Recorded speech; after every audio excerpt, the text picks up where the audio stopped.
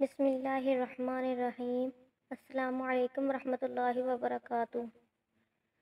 سلطان محمود غزنوی کے پاس ایک شخص ایک چکور لایا جس کا ایک پاؤں نہیں تھا۔ جب سلطان نے اس سے چکور کی قیمت پوچھی تو اس شخص نے اس کی قیمت بہت مہنگی بتائی۔ سلطان نے حیران ہو کر اس سے پوچھا کہ اس کا ایک پاؤں بھی نہیں ہے، پھر بھی اس کی قیمت اتنی زیادہ کیوں بتا رہے ہو؟ تو وہ شخص بولا کہ جب میں چکوروں کا شکار کرنے جاتا ہوں تو یہ چکور بھی ساتھ شکار پر لے جاتا ہوں۔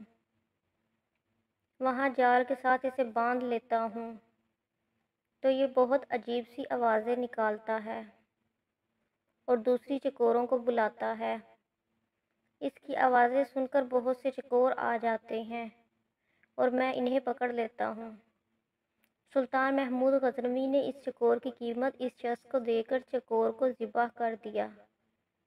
اس شخص نے پوچھا کہ اتنی قیمت دینے کے باوجود اس کو کیوں ذبح کیا؟